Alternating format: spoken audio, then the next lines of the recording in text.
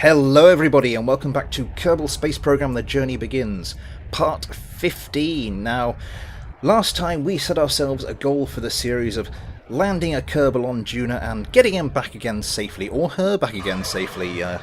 Valentina, I'm looking at you there. So to that end, we've been sciencing hard, and we've got a couple of missions to recap for you. The first, as you can see here, Valentina Kerman is off back to the moon. There's still a lot of science to get there, so we need to go and harvest as much of that as is possible. We come down on the east far side crater this time. No sign of Gary Larson, unfortunately, and Valentina does her stuff and then gets to planting her flag. Parabéns, Valentina, as I believe they say in Portuguese, although maybe not pronounced quite that way. Anyway, before too long, it's time for Valentina to set sail for home, and it goes uneventfully, as I usually say, and we come back over the night side, which is a little unfortunate, but what can you do? Re-entry goes without a hitch, and before too long, she splashes down into Kerbin's oceans, ready to be picked up by a waiting vessel of some description. But no sooner are we back from the moon than we're blasting off there again. This time, Kerdard Kerman at the controls of another one of our Darwin Mark III rockets. Yes, we've been working the moon hard recently, but hopefully it will all pay off before too long. Now, unfortunately, this time there weren't any convenient unexplored craters on the day side of the moon, so we have to sort of sit ourselves down halfway between two we have explored and come down in the Mooner Midlands. Kerdard Kerman then gets out and gets to collecting her science before, of course, planting the customary flag. I'm not going to butcher the French and instead just say felicitations, Kerdard. The journey home goes uneventfully, and we end up with a little under 1,000 science to show for our efforts so far. So now on to the meat of today's episodes. We're blasting off here from the KSC in another one of our newly reconfigured shuttles at 4 times time acceleration. This is the light cargo version of our shuttle. And I think it's going to become a bit of a workhorse in the near future. Valentina Kerman is at the controls, and she's joined on this one by Bill. Now, I've got a few things I wanted to do, so I've decided to combine them all into one mission. We've gone into the research and development department to unlock a couple of nodes on the tech tree to help us do that, and stowed in our cargo bay we have a little probe that's going to help us fulfill all of those objectives. You see, well, first of all, I wanted to do some more science, obviously. Secondly, well, we haven't given our communications network that was in orbit of Minmus and the Moon a serious test yet, so we need to do that. And finally, well, I wanted to test a new technology, a technology that we haven't used yet, but will prove vital in our on our journey to Duna. Anyway, you see us here getting onto orbit, circularizing our orbit, and then rolling our wings to expose our little solar panels towards the back to the bright Kerbal sunlight. And now I think it's time to step things down and go back to live commentary. Right, so first things... Actually, the first thing I'm going to do is actually boost us up into a higher orbit. Just quickly. I'm going to go up to about... I don't know, about a quarter of a million meters. That will do. Let's just get out to our map view. Time accelerate round there. Once we get above 120, time accelerate a bit more. There we go. This is just to sort of let the fuel in the shuttle do more of the work. We don't have a delta V problem with the probe we've got in our cargo bay. It's more of a It's not the amount of delta V, it's the time it takes to do that delta V. Well, more on that in a little bit. Let's just get ourselves pointing prograde. We're over the night side, which isn't ideal, but never mind. Right. So let's just start gently thrusting a little bit. Oh, maybe a bit too soon. Time accelerate a bit further forward. Then we can circularize from there. That looks good.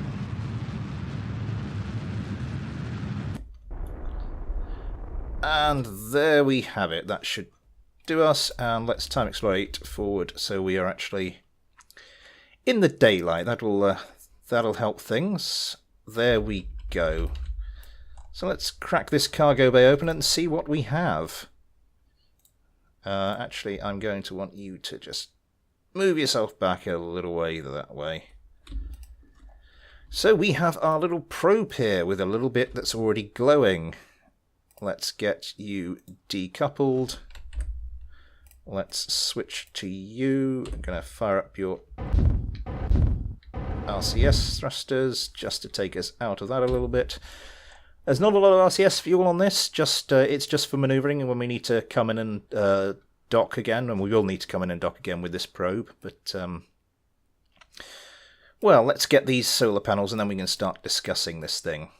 Last time out, I took these dual technique magnetometers up into orbit around Kerbin, and we got some science from orbit around Kerbin. We're going to go and do a similar thing with the moon this time out, but it's not going to be the same. You might have noticed this little engine on the back. This is a nuclear engine. Now this isn't one that comes with the stock game. The stock game has the Nerve engines, a reference to the Nerva engines that were in genuine research and development for a while. And this is a variant that comes with the Interstellar Extended mod. This is the Candle mini nuclear engine. The whole point of a nuclear engine, just to in a practical sense, is it gives you a lot more delta V. It's a lot more fuel efficient, but unfortunately the thrust is a lot lower. So yeah, let's get ourselves pointing. Let's go back to the shuttle quickly, close the cargo bay. We'll deal with you again in a little later. Yeah, let's plot a course for the moon then. You are there. Set as our target. So let's start our maneuver there. To get this out to about 13.5. Because we'll be doing this on a sort of a free return trajectory, and we will actually be using the free return for once. We may have to make a course correction once we're there, but we'll want to be grabbing a couple of science results and getting straight back. Let's get ourselves around there. We want to be going fairly close into the moon there. 11,000. That looks like it. Now it doesn't have an estimated burn for us. If we just go and very quickly fire up the engines. Our engines aren't on at the moment. No, they don't want to do it like that. Let's do it like this instead. We go 3 minutes 10 seconds. Yeah, there might be a few jump cuts in this, because that's a long time to burn. Yeah, as I said, the whole point with the nuclear engine, well, all throughout Kerbal Space Program, you get, for those of you who don't know, you get a variety of engines. You get the ordinary chemical combustion engines, like we have on the shuttle, like we've been using up till now.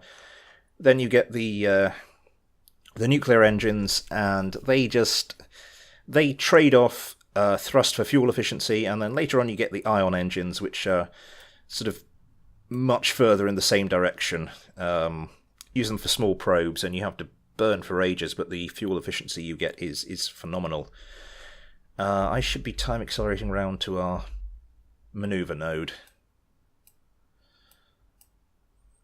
And there goes our shuttle. As I said, we'll sort that out in a second. Getting close. In fact, I've pretty much gone past where I should have done. Let's start our burn now. We started a little late. Shouldn't matter too much. We can make course corrections. Yeah, this is going to take a while, so I will see you back here in a second. So, KSP went a bit mad, so I had to reload, and it's messed with the maneuver node quite a lot, but I think we are coming towards the end of our burn now. Just ignore that for the moment. Yeah, anyway, yeah, nuclear engines, very sort of the big idea in rocket propulsion during the 60s and 70s, but never really came to fruition, mainly because of fears that, you know, it might explode in space or leak in space, or if something might go wrong if you brought it down for sort of destructive re-entry, and yeah, nuclear material would be spread over a huge area. So, you know, despite you know, quite a lot of evidence that those fears were largely unfounded, it never really, the idea never really recovered. So, yeah, sadly or happily, depending on your point of view, it's just going to notch the thrust down. Yeah, nuclear engines never really became a thing, although, you know, we might have to revisit it if we want to go to Mars or something. 30,000 meters, that's just about right. Let's get rid of you, and let's start, my mouse is playing up. And let's just start time accelerating forwards.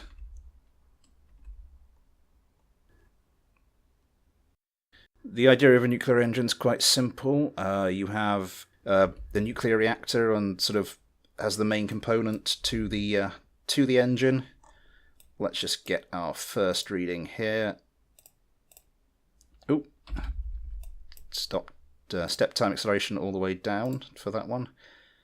There we go, 50, and now let's time accelerate towards our periapsis. Yeah, anyway, small nuclear reactor does what a nuclear reactor does, which is produce a shed load of heat, like an awful lot of heat. If you've ever heard the term meltdown, what happens is the reactor just goes into a bit of uncontrolled reaction and gets so hot that bits of it start to melt, and you know, bits of highly nuclear fissile material can sort of leak out into sort of the surrounding area of the reactor, and that can generally be bad. Where are we?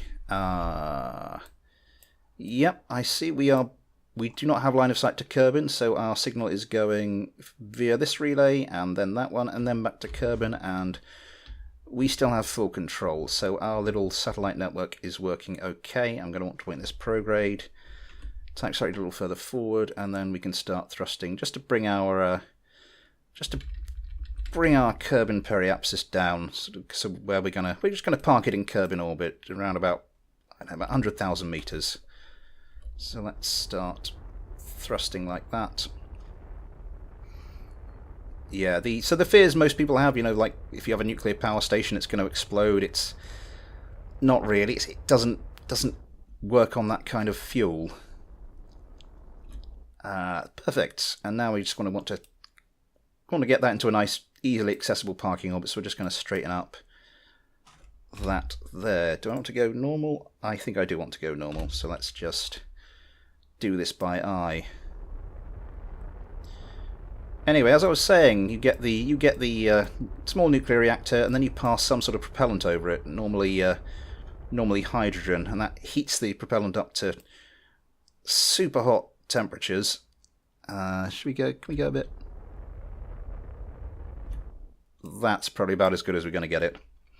Yeah, and then you force the propellant out through like an ordinary rocket nozzle, and you get ridiculously good fuel efficiency. I think the figure that's normally quoted is you get about twice the fuel efficiency as a normal, a normal chemical combustion rocket.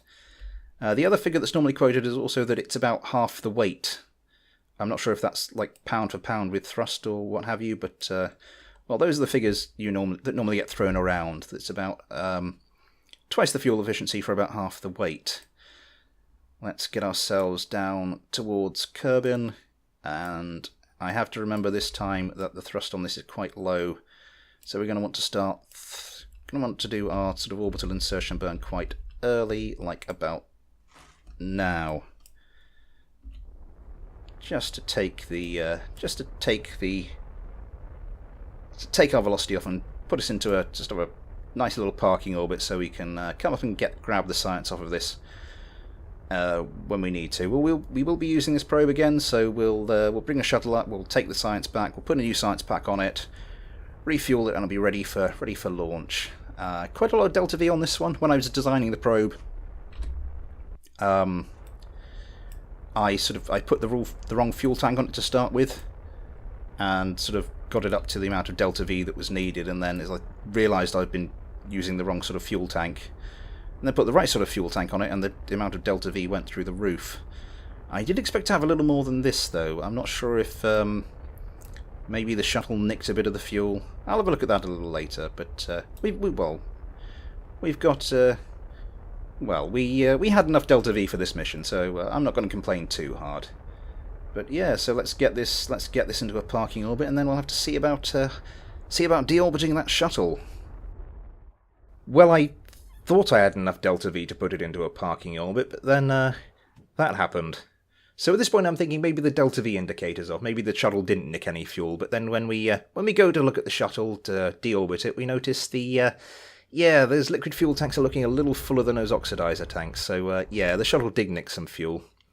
But never mind, we've got a few things to do. We're going to have to rescue that probe, and also I'm going to have to look into those engines just to find out what I'm doing wrong, or maybe if it's a bug. Anyway, with all that said and done, we look to deorbit our shuttle. We capture this rather nice view of the sunrise and the moonrise at the same time before we... well, I'm a little too conservative with bleeding off speed on the approach to the KSC, so we overshoot, but we don't come down too far away, and we manage to get ourselves turned around before we land safely on the runway back at the KSC. So, all in all, quite a good day, glossing over the slight hiccup at the end, of course, but yeah, we know our relay satellites are working. We've tested a small version of the nuclear engines, and we're going to be using a larger version of those on our craft that takes us to Duna, but that's all for another day. So until then, thanks for watching, take care, and I'll see you next time.